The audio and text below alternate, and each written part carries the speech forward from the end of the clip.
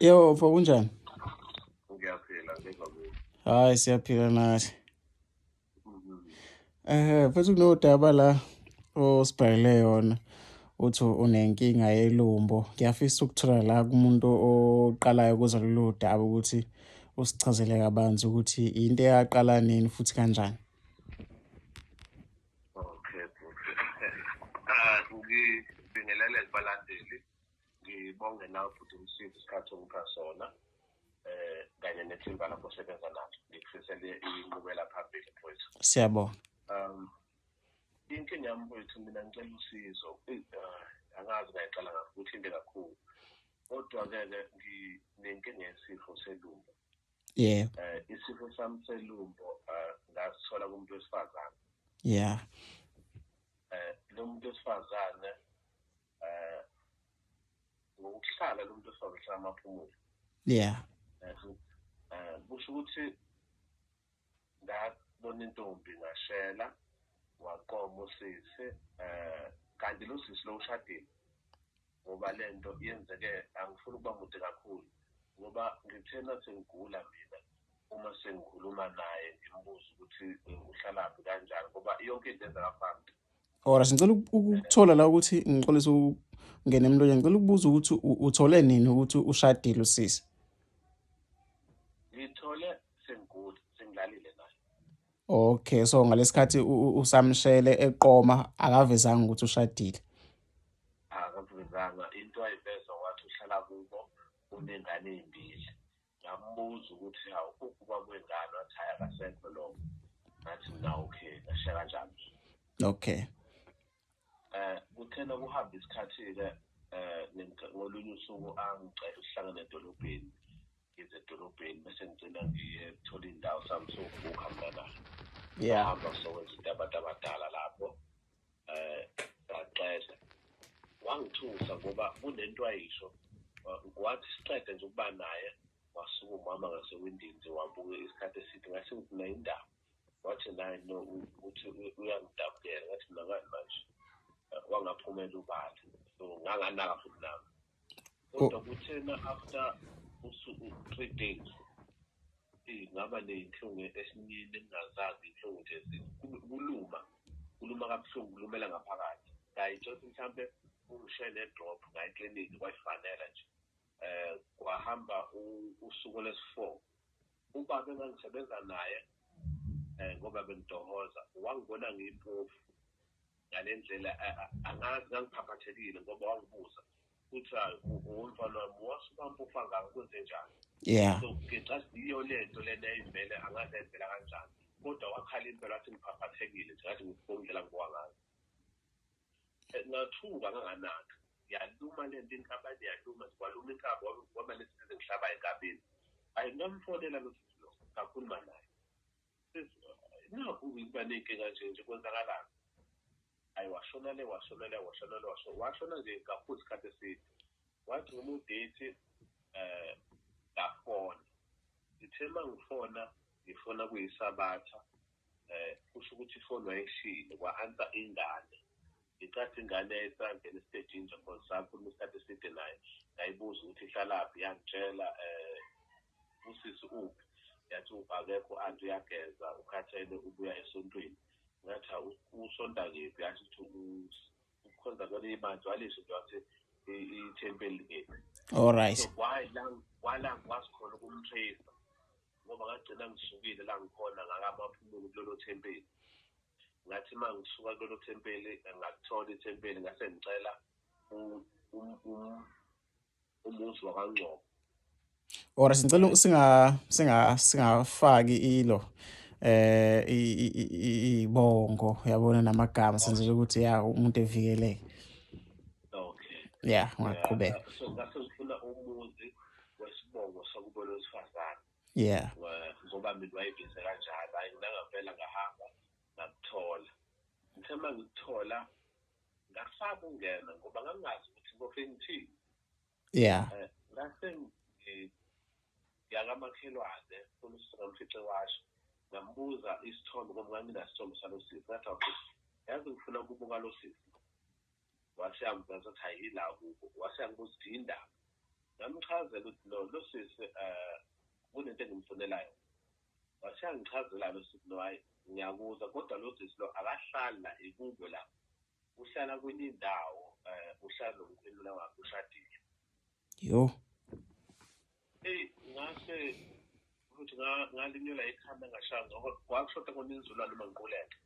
Ngangazi ngase ngabuthi le nto leyo kusho ukuthi yenziwe nguhusband wakho ushadile nomuntu. Yeah.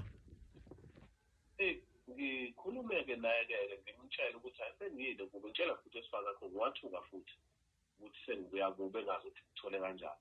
Yeah. Ngase ngibona ukuthi ake ngizame at least-ke ukuthola umkhwenyana wakhe ngikhulume naye ngoba ngathi uma ngibuza abantu abadala bethi akudinga ukuthi uyocela intethelelo kumkhwenyana wakhe. Yeah. Ayikho indlela. Ngangazi ngizothini kwasho ukuthi ukuthola kwakhe kunzima. Ngazama ukumthola noma ngazi noma kwakuyena yini ngagcina ngitholile inamba kube ngathi uyena. Mhlawumbe iphutha lami-ke kuya ngazi ukuthi ngigcine ngimfonela ngibuza ukuthi uba ngabe usibani bani engikhuluma naye wathini uyebo uyena. Ngase ngizamele inkinga-ke yami ukuthi hayi nginenkinga kanje and lapho kwakuse-early ngoba nganginakho ukufaka ku-WhatsApp izinto ezayihlela iy'ngxoxo ukuthi ngifuna ukumkhombisa ukuthi okwenzekile konke hhayi ngoba bengikuhlosile noma bengazi. Yeah. Wa umuntu engathi uyasiza isitori kwangathi uzongilalela kwaba ngathi uzosiza ngazama akaphumelanga ubala yena hla kodwa ekugcini nokho ukuthi yesu uyayazi lento so akazuze njalo ngizokhuluma nabakubo ngalinda ngafona lutho until namanzi ngagcina sengiyekile.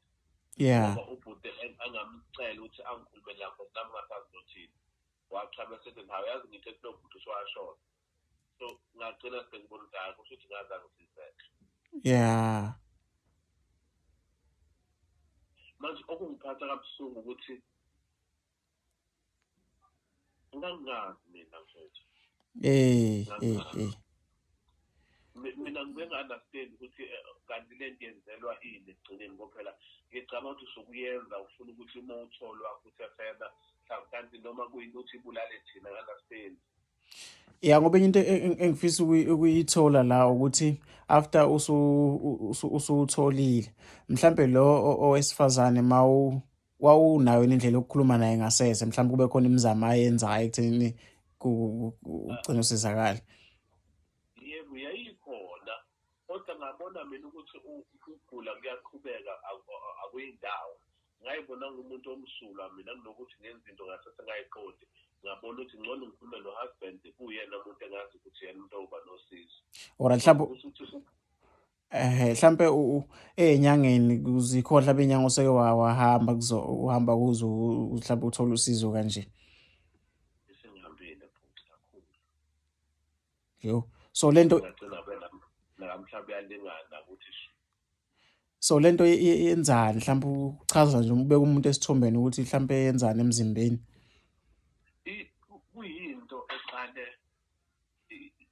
bangathi kukhala izinto esiswini. Yeah. Kukhala izinto esiswini zakhala izinto esinje kube ngathi anganomama kuhlala silombe ekeleni kodwa athi ekeleni zikhala lezi zinto lezi. Ngisusa ngequmba emva lokho kumanje siyakhukhumala isisu. Ayikho into ekhona emzimbeni kumina etshengisa ukuthi ngiyagula ngaphandle kwesisu kuphela esiqumbayo. And isiqumba sini. Yo. So yini mhlawumbe ongayisho noma ongayicela kubantu mhlawumbe owusizo futhi nokubaxwayisa ngoba ngiyakuzwa enkulumeni yakho ukuthi uyafisa ukuxwayisa abantu ngezinto ezithi ayifane nalezi. Noma kunzima ukuxwayisa abafowethu la ngaphandle kepha ngiyamthanda ukuthi ubhuti asike sithi masishela umuntu esifazane engathi singagxile kumbuze lento engathi noma ngathi umuntu esimaziyo singasukeli umuntu esingamazi. Yeah. Simazi uba naziphi inkinga. Kulento ingifundisile noma I hope ukuthi ngiyafisa ukuthi ngelilanga iphume kumina ngoba ingifundisile ngempilo ukuthi izinto ey'ningi futhi kuyiqiniso ukuthi thina abantu besilisa sike sheshe sife ngoba sinokuthanda abantu besifazane kanti isikhathi esiningi izifo zicishe kube ngathi zisondelana kakhulu ngokocansi izona ey'bulalayo. Yeah. inzondo. Ukubona into yakho ingaphumeleli empilweni kanti osondelene nalo wamuntu ongasamazi. Exactly. So mina lethi isixwayiso bafowethu ukuthi nje azizamele ukuyiphatha bafowethu. Angazi okukho okunye ukuthi nje sizame ukuyiphatha noma uphathi nawo kusitike kuyena ngoba le nto lena inika inkinga. Yeah. Hayi for usizo engazicela ukuthi inyanga sengihambile futhi. yeah. Sengihambile into engayifisa ebengifisa enhliziyweni yami ngoba vele ngiyakuqinisa. Mhlambe ukuya kuyena uhusband ngendlela ehloniphekile mhlambe kube ngoba inkinga yami anginabo abantu abadala abangabazali. Mhlambe ngabe ngiyawucela umndeni uhambe nawo. Makhona mhlambe obhuti abayazi mhlambe lento singayisolva kanjani bengikhulume nohusband ngiyokokhokha uma kumele because vele ngicathi ngokhokha ekugcineni ngiyokhokha kumele ngikhokhe ezilokhu mangilaphekile. Yeah. Ngoba inyanga sengihambile futhi. Hayi kuyezwakala ngethemba ukuthi abantu balalele njengamanje ngizolipublisha lolu daba cishe sizozwa imibono yabantu ukuthi bathini mhlawumbe abangakwazi ukuthi bekusiza abanolwazi lokuthi mhlawumbe ningaya kanjani ku-husband mhlawumbe niyocela lolo xolo lolo. Then okunye ngiyabonga kakhulu isikhathi sakho nokuthi ushare nathi lolu daba. Ngethemba ukuthi isifundo bayasithola la bazokwazi ukuthi bexwaye mhlawumbe abanye bethole futhi abanye ngabantu besifazane. Ungavele nje uthi uma uhlangana nomuntu ongamazi mhlawumbe ungakamboni ngathola ukuthi ugcine usuba kulesi simo kusona. Impela futhi and intsha eningi ayiyazi ngale sifo because ngangabuka even egroup ebuza ukuthi yini lokhu engathi singaxwayiseka singale sifo lesi mfethu sikuthelela ngisho ufaka ikhondom khona ababeke beyitshela ukuthi hayi uma ngifaka ikhondom mawuxoxa ubona ukuthi yazi lona akazikhuluma ngayo. Ngoba ngathi uma ngihamba endimeni yoku-understanda le sifo ngoba nami ngisazi ngoba sesifeni mina bengasazi mina ngiyazi le nto. Abaningi bathi singena ngenkaba qondana wenkaba. Yeah. So abafowethu bebhazobhe la ngaphandle isifo sesigcwele kakhulu. Hayi ngiyabonga kakhulu isikhathi sakho ube nosuku oluhle. Ubonga mina futhi ithuba lakho lokuthi ungilalele. Siyabonga. Uqhubeke phambili mfethu. Siyabonga. Bafowethu nesizwele isitori sobhuti esikhuluma naye malana nelumbu. Ngethemba ukuthi isifundo nizosithola kule video. Ngicela ucindezele usubscribe mawuthi okokuqala ungena kule channel yethu ephethe amaclip nezindaba nje eziningi trend uzokwazi ukuthi usithole. Ngangilandela lapha ey'nkundleni zokuxhumana uthi-ke Msizi SA uzokwazi ukuthi uthole-ke mina nginjoba-ke nginjalo ipage lethu line-195 or 4 followers lapha ku-Facebook original page wethu ozokwazi ukuthi usithole kona.